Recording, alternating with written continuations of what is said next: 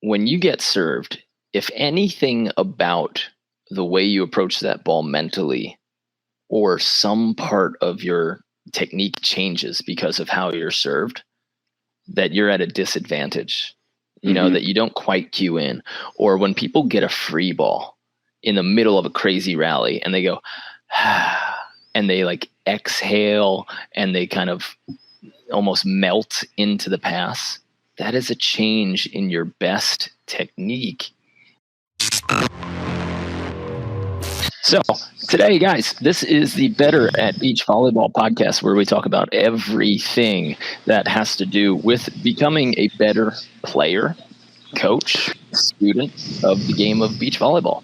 And today's topic is going to be about Skyballs. Everything Skyballs. Is it a gimmick? Is it a weapon? How to pass it? How to serve it? And we look forward to talking about this. This is usually a fun and sometimes controversial discussion. As an introduction, my name is Mark Burik. I've played on the AVP now for, 10-ish years. I got to play some FIVB, and I've been coaching since I was 13 years old, which some of you might scoff at. It's kind of crazy. And my life is dedicated to creating this company and teaching people, teaching adults, young people, as well as coaches, how to get better at this game and enjoy it at a higher level. We love the sport, and this is what we do. Brandon, my co-host, go ahead, introduce yourself. Howdy. My name is Brandon Joyner. I am a beach volleyball enthusiast. Been playing beach volleyball professionally for about, I want to say 7 years now. Played on the NVL for a long time. Now switched over to AVP. Still trying to break the barriers in that very, very competitive qualifier main draw field that we have. But looking forward to this season. And the main reason that I wanted to go this route with my life is because before I moved out to California to join forces with Mark, for some of you guys that don't know, Mark and I met in college. I was a freshman. Mark kind of took me under his wing when he was a senior / super senior / super duper senior, whichever one you want to think college. About. You did love college for all the wrong reasons, but no, so it was great. But after I finished playing professionally indoor overseas, I went back to Virginia, and I taught for 4 years. And I realized that, to be honest, I wanted a bigger outreach than I was currently meeting. Really liked working with kids. I really liked creating relationships with the adults that I had met the area with beach volleyball. Teaching, I felt I was kind of limited into reaching anywhere from 130 to 150 kids per school year, which is amazing. I wouldn't take that back, and I have a lot of respect. I mainly wanted to kind of just introduce myself to a world that I was very passionate about. I love the world of beach volleyball. I think it not only is it enjoyed from a family that goes to a barbecue with 60 to the Olympics, where you're seeing some of the ball that has ever been played, the sport. So I think it's beautiful, and then the community itself is just amazing. So I wanted to hop on board with this and try to see where we could go, where we could continue educating people, but also create our own community. We're well on our way. So I'm excited to be here, and I love what we're doing. It's great. Yeah, we've got an amazing community. I think I think the people that are finding us and appreciating us are the ones that have caught the bug. We have to create a few more things and options for people who are just those light users. Maybe they play once or twice and they need something. But for those of you who are hooked, got the bug, ready to play, you found the right spot. Or if you're an adult that just is looking for a new challenge. I think that's a big crew that we touch on too, is a lot of us, when we get out of high school or college, if you're lucky enough to go play in college, or even if you do intramurals or something along those lines where you keep staying with the sport and you keep playing, it's great, but you kind of lose that little edge that you had in high school, where it's like, oh, I want to get better so I can make the team. There's no teams when you're an adult, but there are ways that you can continue to get better. There's ways that you can set goals for yourself and reach them monthly to a couple months down the road. And whenever you're getting better at something, it feels good. but you got to kind of figure out a way to get on that trek. And if you're looking for that, we got you. Let's talk a little bit just before we get into Skyballs. Let's talk about what's going on with the AVP schedule and the general sentiment among all of the players. Right now, everyone I talk to is frustrated that we don't have a schedule, that we don't have a plan. Now, I know I did talk to somebody, and I think we're getting word within the next couple weeks, but we don't have dates. We don't have cities. I've seen some kind of random leaks for cities on different social media platforms, but the fact that these are leaks and that none of the players really know, it's a little bit frustrating. And we're supposed to plan our entire year in reverse. You want to look at what events you want to be great for and then plan backwards, because that's when you want to be fast. You don't want to have any soreness, and you want to build all of your strength and all of your speed up to that final event. Or sometimes it's a series of events, which is the case with AVP. But even then, with an AVP season, you still have a goal tournament. Like I always want to perform in New York in front of my home crowd. Like that's a tournament that I like to be fresh for and prepared. And I think a lot of people definitely prepare for Manhattan and Hermosa. Mm-hmm. But we don't really have word on if these are happening. So we're just kind of training at a point where we don't know what our timeline should be. And that can be frustrating. And so for any of you who are out there and you're training and you're practicing, but you don't know what your timeline is, my recommendation is to set your own goals. You don't have to judge it by anybody else, anybody's season, anybody's tournament. Just set a little micro goal 1 or 2 months in advance and say, I'm either going to be lifting, or I'm going to be this much faster, or my passing is going to improve by this %. But some goal setting has to happen, and you can't do what we all did during the last 2 years of COVID and just kind of wander, and lift whenever, because if you don't aim for anything, you don't hit anything. Mm-hmm. Yeah. How do you feel about that? Yeah, it's tough. Obviously, we get a lot of questions about the schedule when it's coming out. And I think a lot of people look at us because we put ourselves in the world of beach volleyball a lot, and it feels good to get those questions, but it also it worries me a little bit, the fact that we don't know anything. Whenever you talk to everybody, it doesn't matter if they're one of the top 5 seeds in the AVP, or if they are best buddies with people on the staff. Everyone kind of gives these, I've heard this. And it's a little frustrating because it already is the new year. And we also, we get a lot of questions about when we're running camps during the summer, so it's very difficult for us. So for those of you guys that have been asking when we're running camps during the summer, during the spring, we would love to tell you. Yeah, we're trying to figure out what dates make sense to us, because we are still competing. That's one of the best things about what Mark and I do, is that we love educating the world of beach volleyball, but we still have our own goals individually of how we want to compete still. We're definitely focusing on it.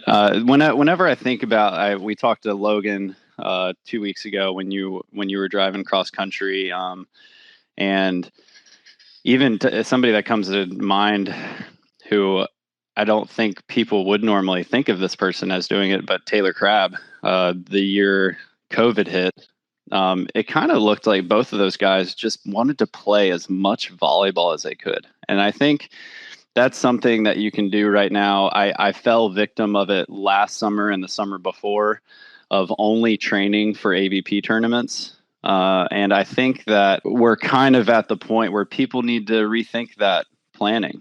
I think you need to plan on these other tournaments, these Wapakas, the Seasides, the ones that are notorious for being, Pottstown, the ones that are being notorious for being run for long periods of time, because people don't mess with legacy too much. Mm-hmm.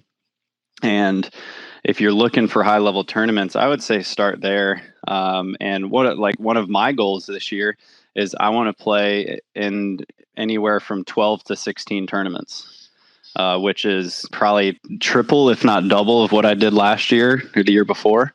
And to be honest, that goal doesn't matter. I'm not necessarily waiting on the AVP schedule, because it sucks to say it like this, but I haven't been able to trust them that much in the last couple of years. Me specifically, because I'm a mid-tier qualifier player, where 2 years ago they were only accepting a certain amount of players based on points. So I wasn't in that bracket. And then last year, with the smaller schedule and bigger tournaments lining up on the same, or big tournaments lining up on the same weekend that make a little bit more sense for me to go play, I've kind of looked at it a little different this year. And I'm just taking the summer as my season, or the late, maybe mid-spring, summer as my season. And once I feel like I'm ready to go, I'm going to start playing tournaments. And then once the AVP schedule comes out, then I'll be able to kind of make my schedule a little bit more concrete. But I'm kind of moving forward without knowing. Yeah, and for everybody out there who gets upset because you don't know when those tournaments are, you want to create some sort of schedule. This is just another lesson that you have to be the driver of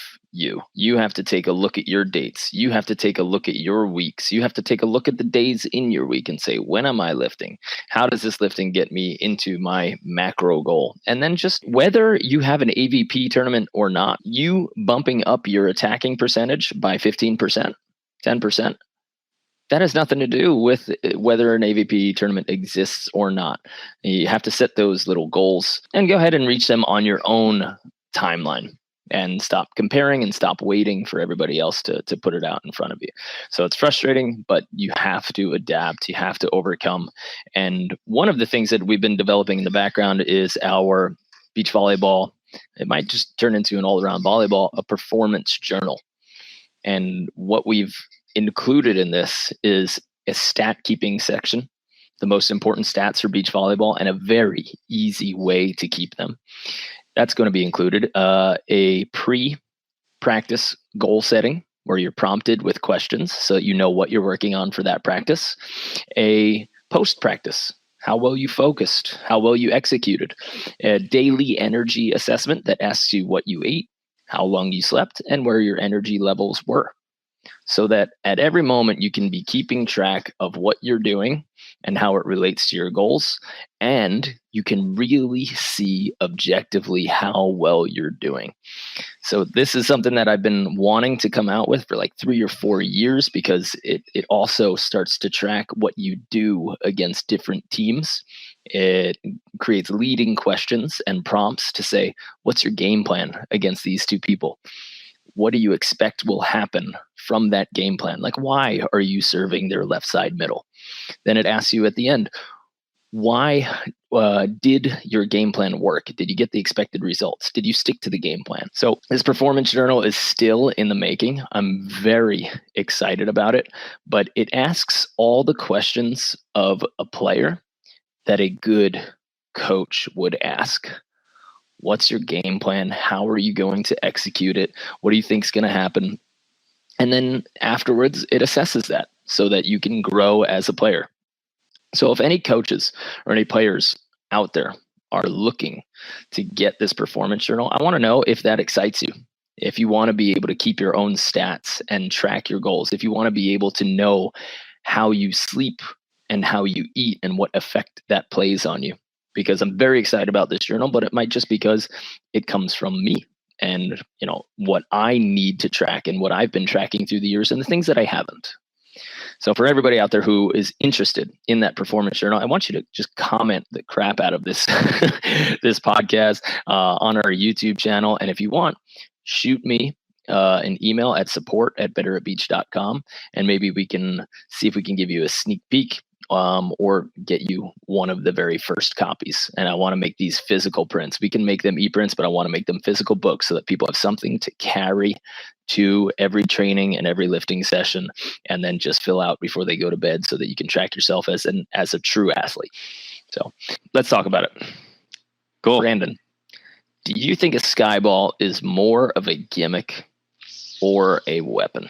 I think it is completely based on when you decide to do it. For me, at my level, if I see somebody who's going to skyball, there are not many people that I am extremely worried about at this point, handling their Skyballs. I haven't passed Adrian's in a couple years. It was the first one that I fell victim to.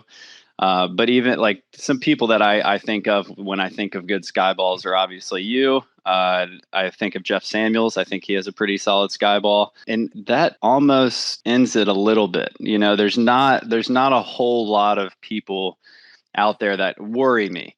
And even if I'm playing against you and it's not windy, or maybe the sun's not too bad or something like that, then I'm not really worried when you get back there either. Sometimes, obviously, you can still get me if you put enough spin on it, but unless it's windy, I think at the top level it's a little bit too gimmicky, and it's not too much of a threat.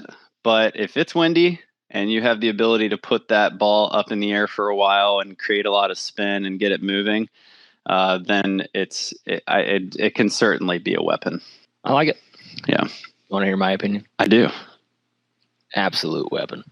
Absolute weapon. I like the confidence. Absolute weapon. Yeah. It's something that people do not see, that it throws them off. When you think of some of the best pitchers in Major League Baseball, you do not always think of the people who throw the hardest. You know, when we talk about guys like old school, like Greg Maddux, maybe like 93 mile an hour fastball. He's not always bringing the heat, but the people who can locate, who can change rhythm, and who can capitalize on that change of rhythm. Most people don't realize that when you go for a Skyball, you're not intentionally going for an ace. Right. That is quite normally not why you are attempting a Skyball. It's funny. You demoralize people and you get them really mad if you do ace them, which already you're at an advantage. If you can affect their emotion just because you hit a ball really high, boom, you've already got that psychological advantage coming in, because now you've altered something in that person's play. The thing about it is that most people, they get tentative. If you're going to go for a Skyball, you got to go for it, period. It can't be half-assed. It can't just be this like, without a stretch wind up. You have to throw your arm back, full on stretch, and chuck it up there. Because if you go halfway on a Skyball, that's a free ball, right? But even when you throw that underhand free ball to somebody, something changes in an inexperienced player's rhythm. They sit there, they say, oh, it's an easy free ball, it's a joke. And instead of cueing in to everything that they normally do well when they're passing, they somehow relax. They change. They don't, because they're seeing something different or a different flight. What happens is they then don't do the rest of their footwork, the rest of their normal offensive rhythm. And as soon as you can throw somebody's offensive rhythm just a little bit, that is your advantage. I remember talking to Stafford Slick and Casey Patterson. They talked about a wrinkle, throwing something just slightly different into that other team's offense so that you can take advantage of when they change or need to change just a little bit. So if you can't get points, right, you absolutely you're struggling, they're siding out, why wouldn't you throw something completely different? Yeah, I think when I was talking and I was creating like the pros cons list in my mind, the one thing that I had written in the cons list of it being a threat was that it does mess up the rhythm of the play. People get into this such a, you can almost count it. Serve, 2, 3, pass, 2, 3, set, 2, 3, hit, 2, 3, and that is a rhythm that we start to just bank on every single time. So if somebody throws up that really high ball, or it's just a different speed where maybe it's making them wait a second longer or something like that, then that does do the job. It really is crazy how many times, especially if somebody hits an easy serve at you, and you take that, if your mind gives you that option of saying, oh, this is an easy play, You're done. You've already lost. You haven't gotten your feet there early enough. You haven't gotten your platform out early enough. So I think you are right in that sense, as far as messing up the timing, because we fall victim to it. Everybody does. There's a reason that it says, oh, they're getting into a rhythm, and with that Skyball, that is something that you could throw off the rhythm, especially. And sometimes it doesn't have to be, you're not trying to even score. You're just trying to get them out of that rhythm and to realize, because then maybe the next time you serve them normal, now they have to refine that rhythm that they had kind of established before. So I think that's a really, really good point. My big thing and I'm going to talk to you. I'm going to kind of interview you here for a second, because you have the good Skyball, and I'm the person that I can hit it okay, but I'm pretty inconsistent. So do you have any like styles or anything like that you find work better for you, that will allow you to get the ball higher? Are you worried about that at all? Do you aim for a specific spot to be consistent? Because a lot of us, we miss, if we're not good at them, we miss it a lot. The thing about it is, if you want to develop a Skyball, you can't do it once. You got to throw in your hours and your thousands of reps, just like any other skill. So if you want to break it out because it's a weapon, because you want to treat it as a weapon, you have to practice it, right? This might not be in the arsenal of necessary things that you practice, but if you want to have it, not every pitcher has a knuckleball, right? No, they don't. They have other things that work well for them. So if you can practice it instead of just saying, oh crap, there's nothing else to do, so I might as well just do this funny thing, or I've given up, or there's no other answer, that's not when you should throw down that Skyball. So for me, when I really started developing my Skyball was the season I played in Australia, because there was always wind that came. It was blowing either at the net or away from the net. It was never blowing sideways at the beach that I was playing at. And I was so tired of giving these soft, easy float serves from the bad side. Because here's what people don't understand about serving that they absolutely have to. You need to get the pass out of the passer's sweet spot. You need to serve so that it does not cross them every single time between their shins and their shoulders. If you just put your arms out to your side, right, and your hands are out to your side like a T, and then you look down at your shins, something like 90% of balls are going to pass you there in serve receive. That's your sweet spot where you don't have to move forward, you don't have to move backwards. And so many players ignore the idea of serving over that fence that you created with your arms teed or in front of you, so that you have to move up, and then that changes all of your spacing offensively. Even if it's an easier pass, it requires extra footwork, extra movement to get you back to that different distance. And again, it's changing the rhythm. It's forcing the passer and the attacker to get into a different rhythm. So if you can serve over that tee or in front of it, that is a different type of serve. Every time I say serve deep to a new player that I'm coaching, right? They just serve flat and deep, and it crosses somebody in their chest where they don't have to move. And I'm like, that ball was going to land in the deep part of the court, but that's not a deep serve. That's a serve that the passer just has to sit still and pass.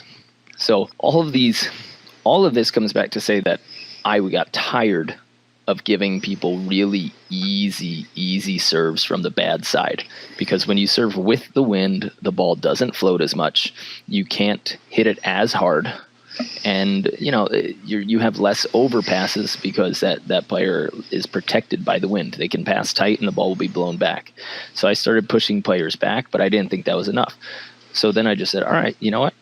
Every time I'm on the bad side, I'm going to Skyball. And that's when I started devoting myself to a float sky instead of a spin sky. Almost a Kurt Topple.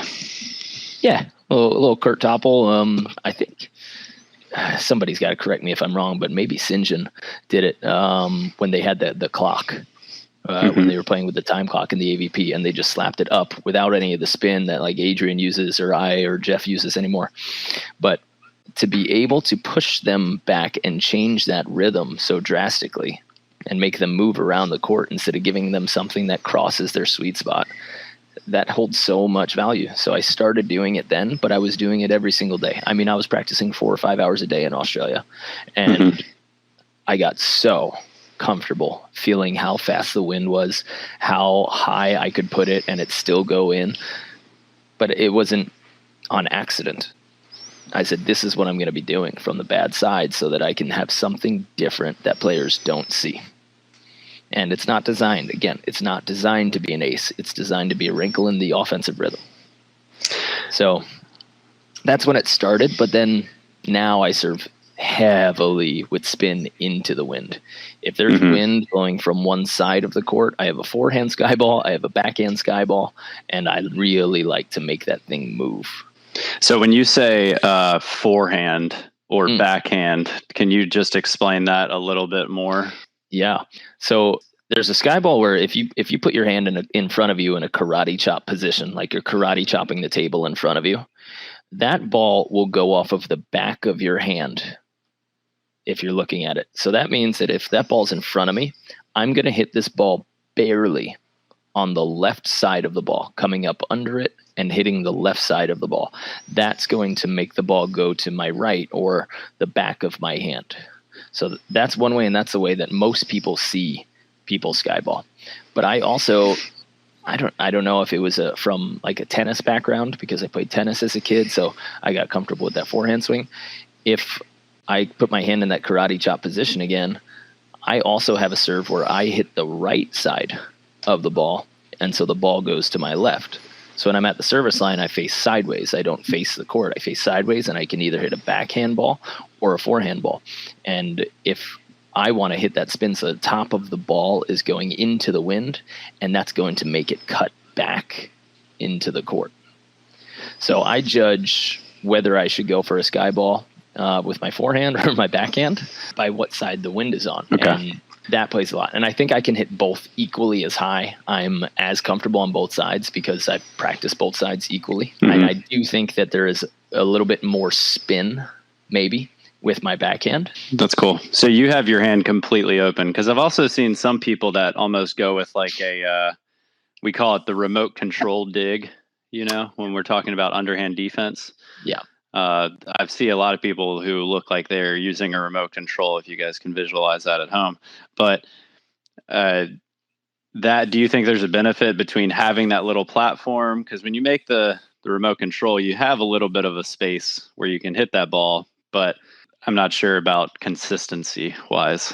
Yeah, so like at the end of your whip, if you can hold your hand solid enough, but it can still be fast, the solidity of your hand is going to make that ball pop. But if you just lower it and you hit the ball just a little bit more on your wrist than your actual hand, that ball will start hitting your bones, the solid bones, instead of having the bounce from your hand. And that might make the impact and the height of the ball go a little bit higher. So I hit it kind of somewhere between my thumb joint and my wrist joint, and that gives me a lot of height while still having spin. I like it. But I think people get upset when they serve a skyball and somebody passes it, they spike it, they set it, they spike it, and then all the fans are like, oh, that was stupid, it didn't work. This is volleyball is played over a long strategy.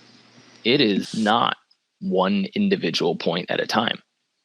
And even though we play these 2 sets of 20, that's why we play best of 3 sets, because this game can swing, and the better players will always come out over time because they have better strategies and more consistencies. But like, I'm not going to say anyone, but anyone can take a set from Nick and Phil. But over time, they're going to win because they're more consistent. They're getting it there. And that's the proof that this is a long-term strategy game, and that we're scoring it correctly. If you play 1 set to 21, like you're playing in those local tournaments where you have 1 set to 21 as the deciding factor, 1 set to 28, that's really tough for those players, because that usually happens when it's the important time. It's like, well, we need to reward everybody for signing up for the tournament by getting everybody the maximum amount of playing time. But then the better players get kind of cheated out of real volleyball because they're playing this shorter time window, and they don't get to put their strategy and their long-term play on display. It reminds me a lot of the Buffalo Bills Kansas City game last night. I'm a pretty big Bills fan, and went to overtime, phenomenal game, and it came down to a freaking coin toss, and I'll move on, but hey, I get it. It's frustrating. As far as football goes, I think that's pretty garbage as well. To leave it to a coin toss with no rebuttal. I know you got to save time. I know you want to put an end to it, but at least hockey's got a shootout, right? Where everybody has that chance to come back. Say if you put two people on a team on one side of the hash, another team on the other side of the hash, best running back versus best defender, let them go. See what happens. No, I like that. And it's realizing that it is setting you up for something that you're going to do in the future. And, and kind of going back to this idea that we had about rhythm, it's almost better if you serve that Skyball and it feels easy for them. If the first one feels easy, yes, it might give them a little bit of confidence, but for your goal, it's hoping that it gets them out of a rhythm. So if they feel like the first one's easy and then you get a hold of the next one, maybe that's the one you're going to score on.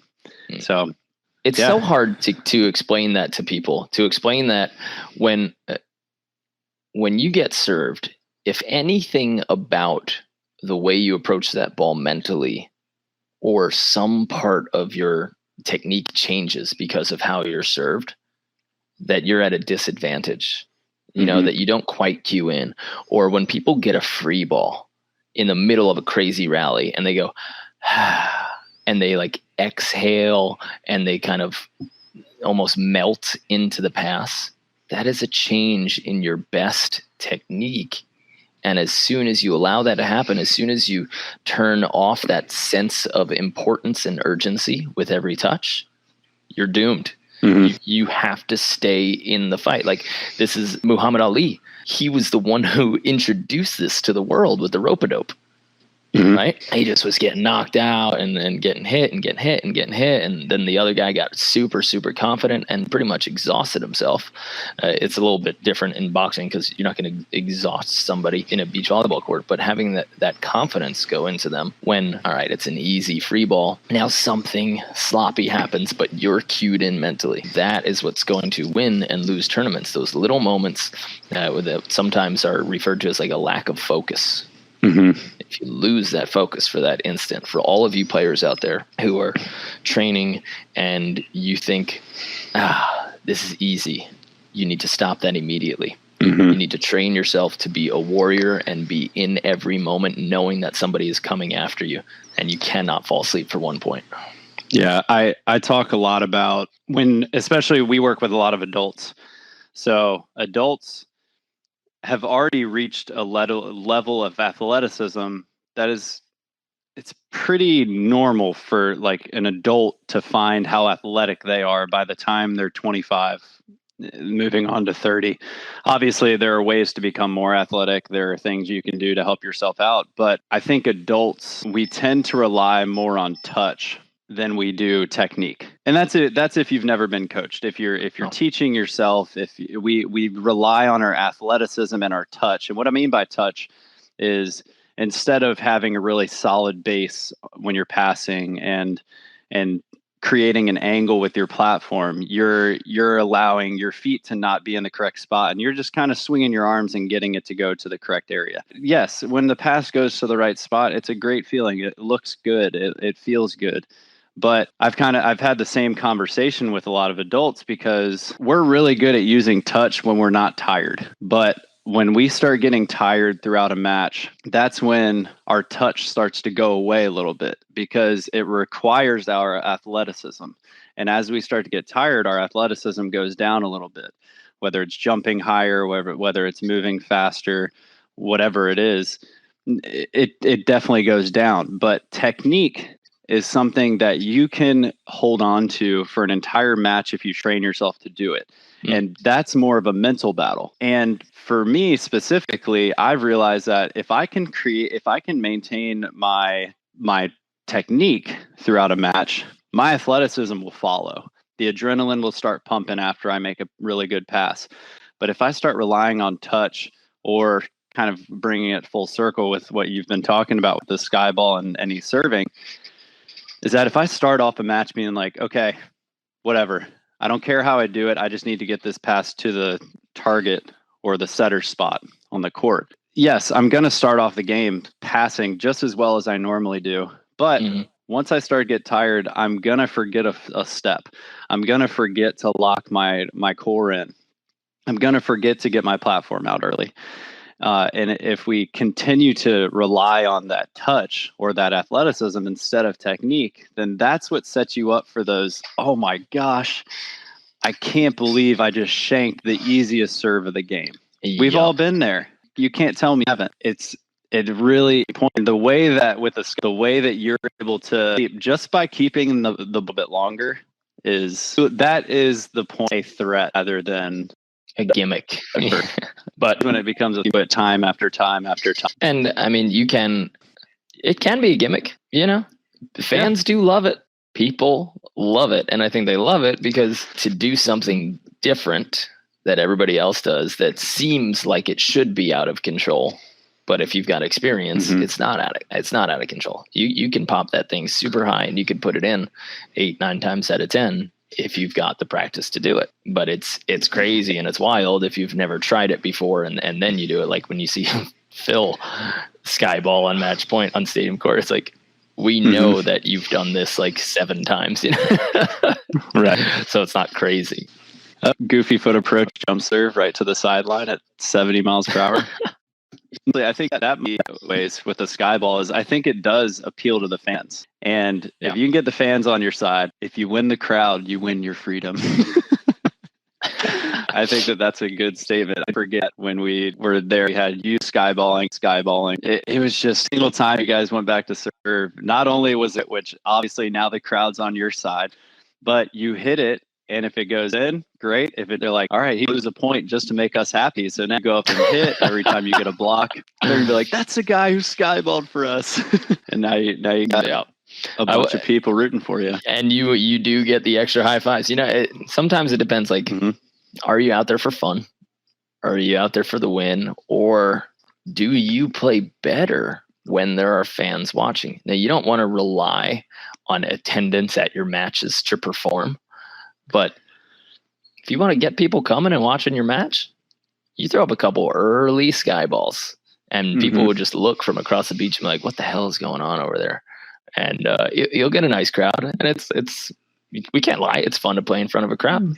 It's fun to see them ooh and ah and get those little tingles from seeing something cool. Yeah, it's great. And I don't think I've ever done it in a tournament. But I've been lucky enough. It's so liberating with who Jake your Skyball as well. And something goes back to what you were saying about confident. Let it go. If you're going to go for a Skyball, let it go. And that's somewhat of a joking way. But after we get one Skyball, I'll usually look at either you or Jake. Hey, if it doesn't count. Just to really try to get you guys to whine back, just have fun with it. So I've definitely seen the confidence pay off, it's half the battle. And if you could bring that to other players as well. I remember like rooting for our buddy Shane Donahue, and he plays really well when he's confident and when he's stomping around the court. And I don't know if it's appropriate for the podcast here, but he was kind of tied, even neck and neck, but he was a little bit quiet. And I said, Shane, whip it out and show him what you're working with. And he looked up and this fire came into his eyes, he was just like, you're right. So he stomped back and his pace changed and he just went back and hammered a couple of jump serves. And he came to me after the match. He's like, if you didn't wake me up at that moment to say at some point, yes, strategy pays off long term, but at some point it's who is willing to go for it that's going to win. It's who's just willing to out aggressive the other team and truly put it on the line. that's the person that's going to win when everything's all tied up neck and neck. You can either choose to wait it out and play that strategy game, or you could say, I'm going full force right now and nothing's stopping me. And more people need to learn how to embrace it. I think young players have that a lot, but they have that when they don't have anything else. Right. Players don't have that strategy. They don't know what another player is going to do when they serve X where. They don't know how to think 3 or 4 points in advance.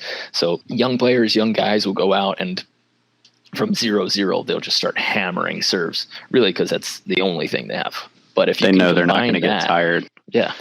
And if you can combine that with a level of intelligence and strategy, and then so you know how to fight, and then you know how to turn it on when it's crunch time, that's going to make champions. So for everybody out there who's like in that tied situation, go for it. You're not going to regret going for it. You will regret like a 50% serve that you missed, and then you'll think, why didn't I go for it? Like, why didn't I just put it in? It's more glorious for sure to win when you know that you let loose, that you went after it, and it feels good to win on kind of going soft where like you don't have full confidence. But whatever you choose, go for it full throttle at that moment. And if you lose, hey, you went for it, and would you go for it again? Yeah, because that's your best option. You knew that was your best option at that moment. So we want to give players confidence out there to go for it when it gets tight. Yeah. And that doesn't, just for the sake of this podcast, since it is all about Skyball, it's supposed to be about Skyballs. That isn't only related to Skyballs. We're not saying it's a game, points on the line, how to go. Just about being aggressive. It could be a jumper, it could be a top serve, it can be with, but allowing a little bit of pressure. And to be honest, that's what you remember. I still remember the first year that I moved, I started playing semi-pro, pro, and beach. And I went down to Wilmington, and in the finals, 2 sets, won the first set, second set down 17-19, I think it was. And I went back to serve 4 aces in a row to win 21-19. And it wasn't the biggest tournament in the world. It was just a local tournament at Captain Bill's, which I absolutely loved. But the fact that I kind of went back to the line and I was like, you know what, it's time to just go for it and see what happens. And it paid off. And it's still one of probably my top 5 volleyball memories that I have. And it was just in a local tournament that I played in. So yeah, it's really cool. Yeah. There's one thing that I will say about Skyballs, to just sort of tie this in some kind of bun. It's not to get people to stare into the sun. Right. It's really not. And people should stop thinking about that. Like, oh, well, you have to look straight up into the sun. For you to get the anglage exactly correct so that the person who you're trying to serve is looking directly so that the ball is in front of their eyes in the sun. That doesn't make sense. It's not what happens. It might be a bonus if that lineup magically happens. But that's not why people are serving Skyballs.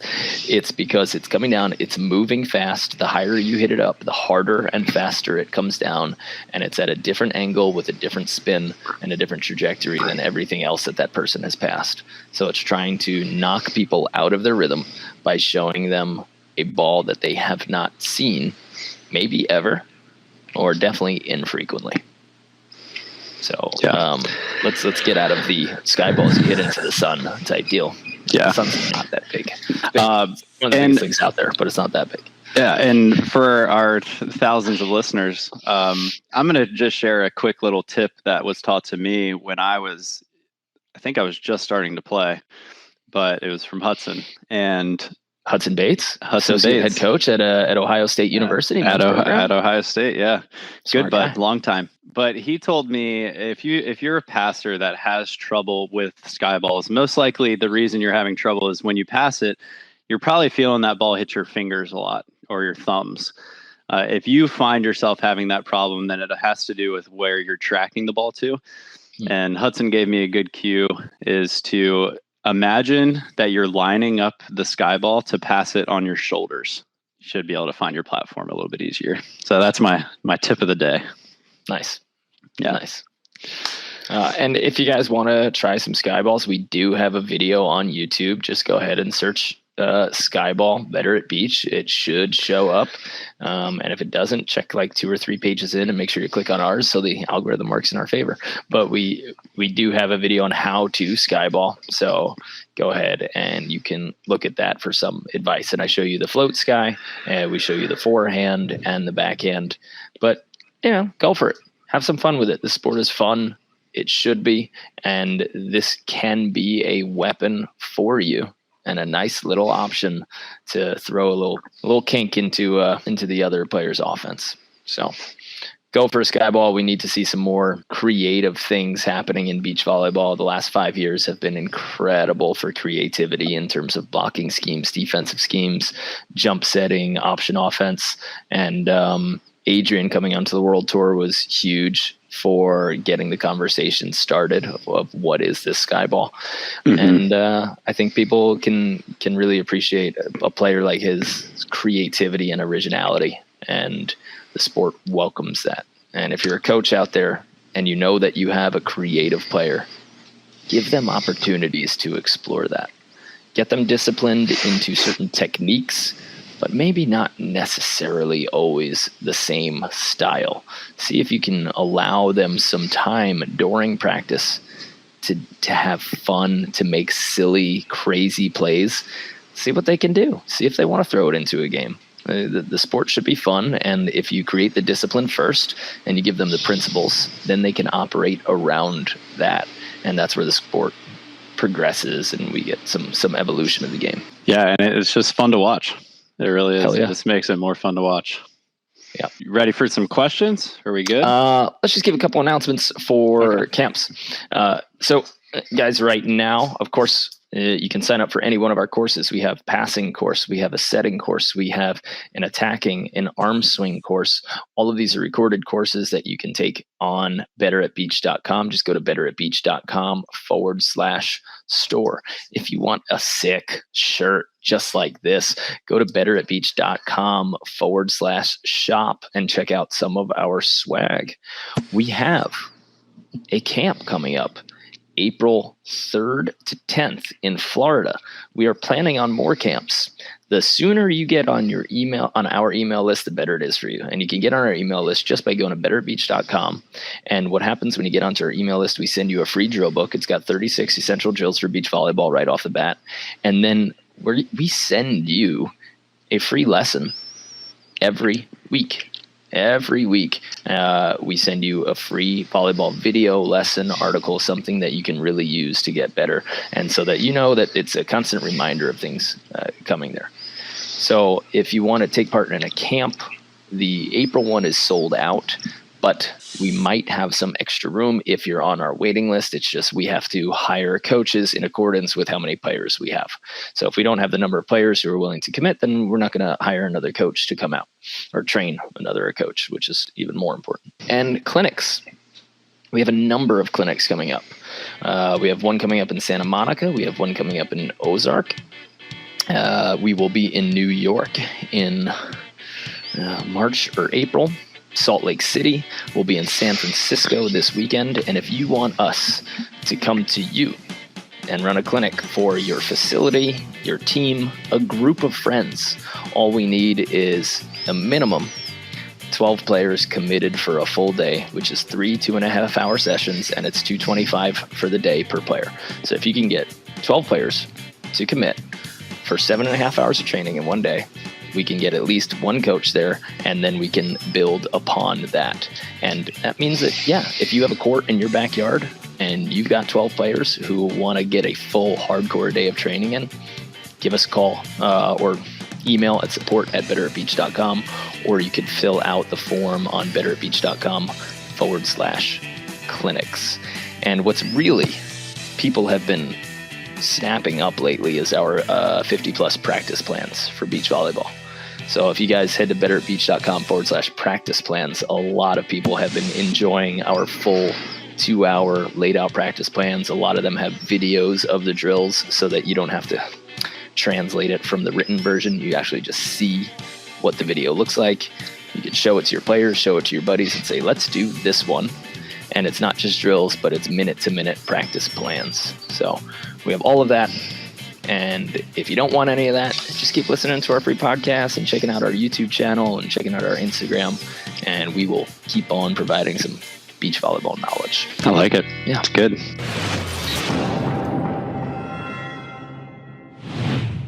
Ready for some questions? There's a person named Phil Williams who is watching, who commented and said, if y'all do a camp here on the Emerald Coast the week before or after FUDs, it's a sellout. Phil, if you have a connection to somebody that is in charge of FUDs, I have tried to email them a couple times. I have tried texting. I have tried Facebook messaging.